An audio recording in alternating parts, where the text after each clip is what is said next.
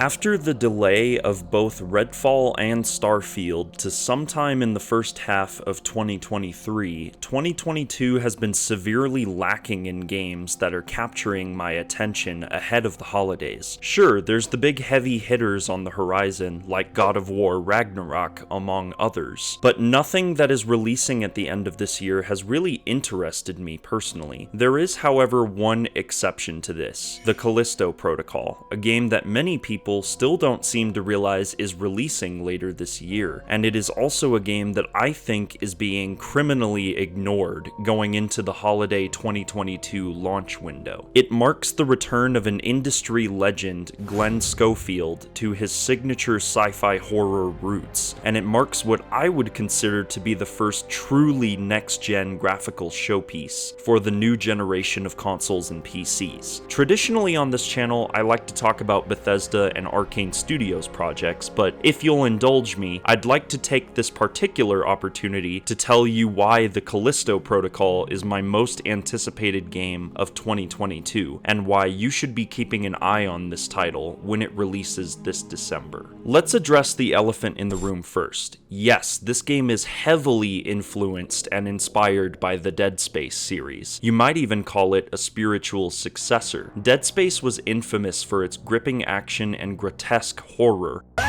But as EA slowly sunk its claws into the development team at the now defunct Visceral Games, the series devolved into a set-piece-driven third-person shooter, not unlike another popular survival horror franchise of the time. Glenn Schofield, the man that we credit the creation of the Dead Space series with, left Visceral Games and founded Sledgehammer Games, a studio that worked on many titles within the larger Call of Duty franchise, including Advanced Warfare, World War II, and Vanguard. Glenn was tired of the corporate AAA machine and decided to take a sabbatical from the games industry while he pondered new ideas for his comeback title. Glenn has history as a painter, so he painted desert scenery for a time, which gave him the inspiration for the story and setting of the Callisto Protocol. This game is a return to form for Schofield and many of his colleagues from the former Visceral Games, who now join him at Striking Distance Studios, as the Callisto Protocol wears its Dead Space influence proudly on its sleeve for everyone to see. The Callisto Protocol will be a third-person survival horror game set on Callisto, one of Jupiter's moons in our solar system. Black Iron Prison is the main setting for the game on the lunar surface, and you play as Jacob Lee, a cargo pilot who crash lands on Callisto and is imprisoned there while a mysterious viral outbreak of unknown origin consumes the prison's staff and morphs them into disgusting abominations. Does any of this sound familiar at all? Isaac Clarke was an engineer in the Dead Space series, so he didn't really have any true combat training. He was simply in the wrong place at the wrong time. He was an everyman, to put it simply, and it looks like Jacob Lee in the Callisto Protocol will fulfill a very similar role to what Isaac did in Dead Space. Dead Space was also popular for having a very non-intrusive and immersive heads-up display that allowed you to see how much health you had and how much ammo was in your weapon of choice, but this info was not featured in some static image in one of the corners of the screen. Instead, it was part of the game world, and it will be the same way here in the Callisto Protocol. Jacob's health meter is displayed on this green bar across the back of his neck, and during gameplay we see the ammo counter for his gun pop up holographically to the side. Another thing that has me excited about this game is the idea that Glenn Schofield and the team at Striking Distance are dialing up the horror to all new and very insane levels. They have said on multiple occasions that they want the Callisto Protocol to be one of, if not the scariest game of all time, surpassing the scares of Dead Space. To help them achieve this, the team have developed a proprietary gore system that allows for dynamic dramatic dismemberment of your foes during combat. This also includes Jacob himself though, because another quirk being carried over from Dead Space are the over-the-top death animations for the protagonist. Many of these are going to be real stomach churners, much like the ones that we saw in Dead Space. Related to the gore system are the semi-photorealistic graphics that Striking Distance have achieved. This is the only game releasing this year that has that true and indescribable next-gen look,